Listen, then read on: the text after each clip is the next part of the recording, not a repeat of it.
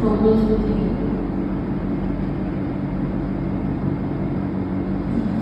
Kelima aspek ini nantinya yang akan menunjang pada saat saya menjelaskan alur proses di stasiun penerimaan. Di sini saya akan gambar alur dari stasiun penerimaan.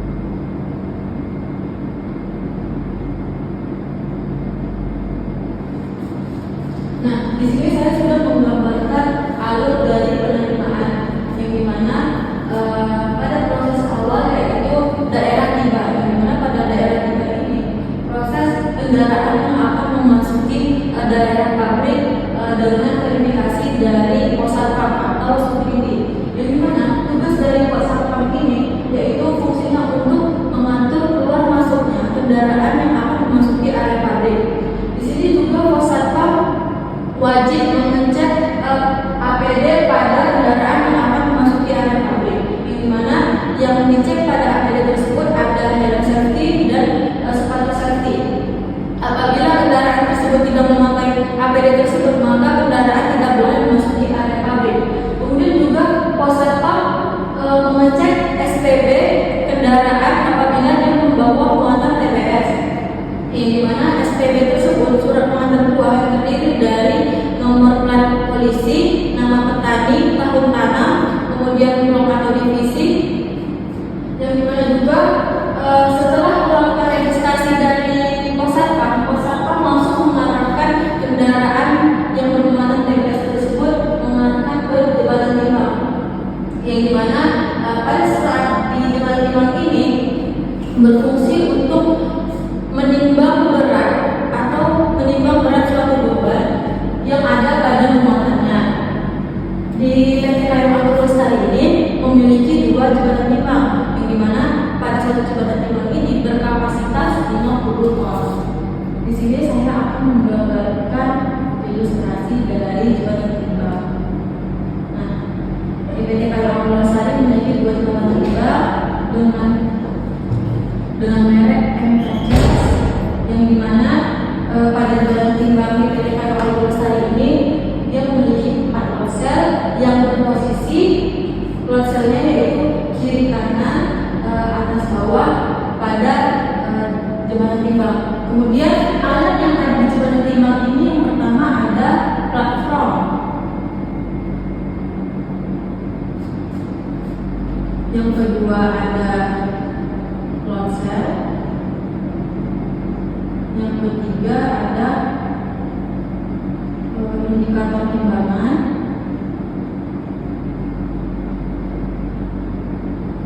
yang keempat ada motor, yang kelima ada printer. Nah, ini alat-alat yang akan digunakan pada di jembatan timbang.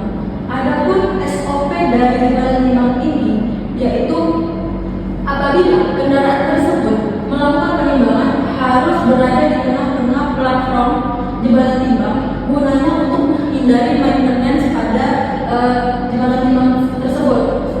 Kemudian SOP dari jembatan timbang juga pada saat kendaraan akan menimbang, kendaraan tersebut harus mematikan mesin kendaraan. Kemudian juga supir wajib turun dari kendaraan tersebut.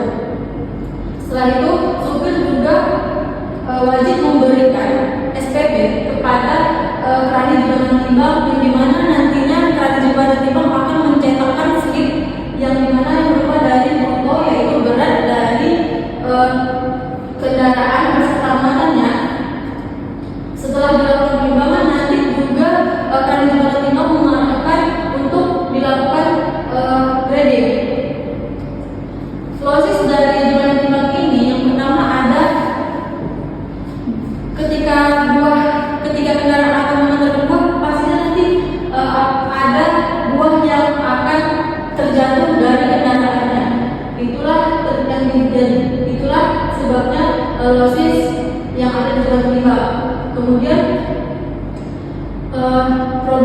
yang ada di Jembatan Limbang ini, pada saat di Jembatan Limbang PT KAI Alam Lestari ini, dia kan memiliki 4 longsel. Nah, pernah mengalami kerusakan pada kabelnya yang dikarenakan gigitan oleh tikus.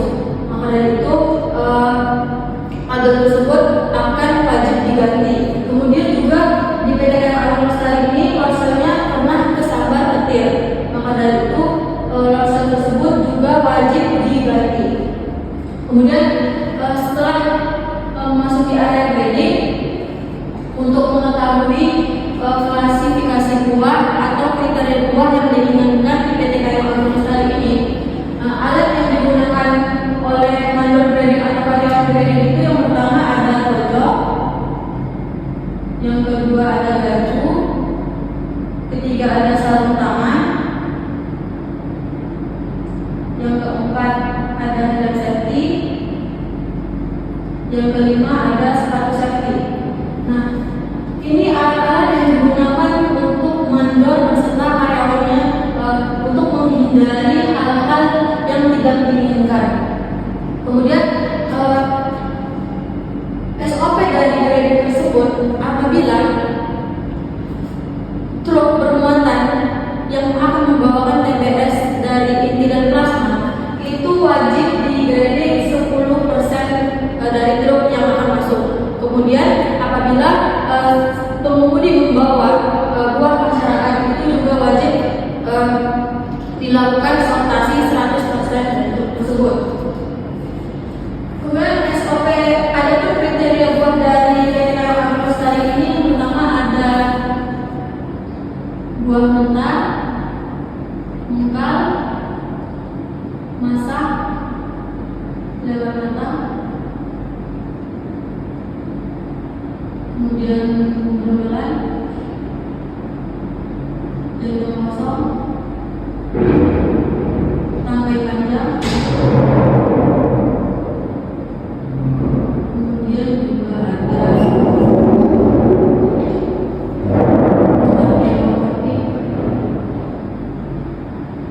nah, ini kriteria buah yang diterima oleh PT KAI Alam Lestari. Di grading ini tata caranya yaitu dari 100 sampel yang diambil dari truk tersebut nantinya juga akan dipisahkan, kemudian nanti akan langsung diinput ke logsit pada grading tersebut. Kemudian juga setelah dilakukan grading, mobil truk tersebut nantinya akan diarahkan oleh mandor grading untuk dilakukan penimbangan ulang, di mana penimbangan ulang itu nanti mendapatkan berat tara atau berat truk tersebut, yang dimana nantinya juga akan mendapatkan hasil berat dari neto atau berat bersih dari truk tersebut. Setelah dilakukan penimbangan untuk mendapatkan hasil berat neto ini, nanti truk boleh diarahkan keluar dari daerah pabrik.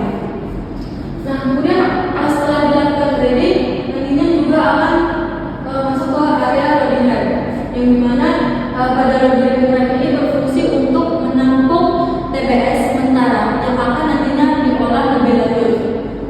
Nah, ada pun alat yang ada dipakai di loading rack ini, yang pertama ada tuas hidrolik,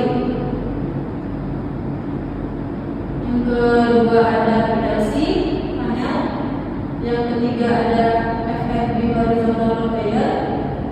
Ini fungsinya untuk menghantarkan buah untuk diolah lebih lanjut. Yang ketiga FFB incline conveyor.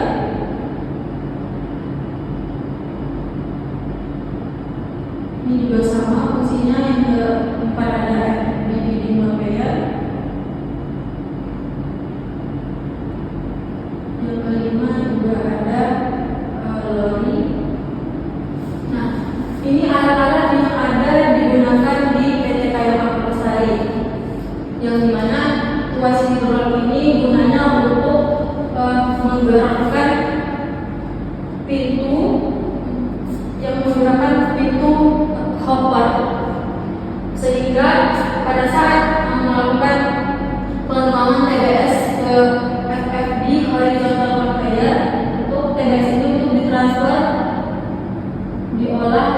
lanjut nantinya pada stasiun selanjutnya. Kemudian lori ini berfungsi untuk menampung TBS yang akan diolah dan selanjutnya juga. Nah, setelah saya menjelaskan alat-alat dari loading rack, ada pun SOP dari loading rack tersebut yaitu dengan sistem FIFO, yang dimana sistem FIFO ini buah yang akan masuk langsung diolah. Ada pun proses dari loading rack ini banyaknya brondolan yang terluka diakibatkan pada saat si loader membersihkan area grading tersebut atau area lantai grading, itu kan pasti terinjak-injak pada mobil tersebut. Makanya banyak proses brondolan dari brondolan tersebut, minyaknya yang terkeluar dari mobil, dari injakan mobil tersebut. Kemudian juga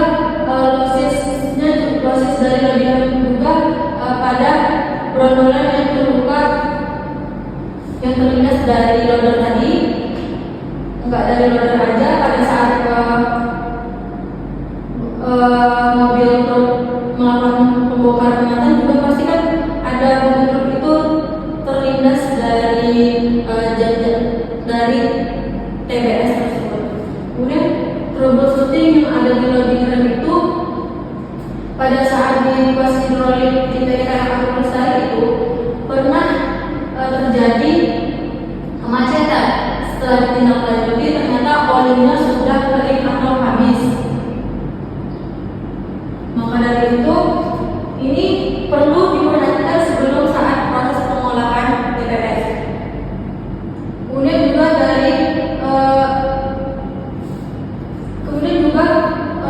tanda-tanda yang harus diketahui juga di loading rack ini, pintu rem cover itu dibuka 3/4. Gunanya untuk supaya umpan yang keluar dari pintu cover itu tidak banyak yang keluar, dan tidak terjadinya overfeeding pada efektif horizontal conveyor. Apabila pintu tersebut dibuka tidak 3/4, itu kan pasti banyak umpan yang akan terkeluar dan mengakibatkan rantai konveyor tersebut rusak atau putus. Itu sering terjadi pada pabrik. Nah, kemudian juga untuk mengetahui kapasitas lori ini dengan rumus 6 jam operasi lagi dikali kapasitas pabrik dibagi kapasitas lori. Nah, untuk mengetahui ketersediaan lori yaitu 5 jam operasi lori dikali kapasitas pabrik dibagi kapasitas lori. Nah, yang sudah saya jelaskan pada stasiun penerimaan dengan untuk mengetahui ketersediaan lori yang saya jelaskan tadi, yaitu 6 jam operasi dikali kapasitas pabrik dibagi kapasitas lori. Sedangkan untuk mengetahui ketersediaan lori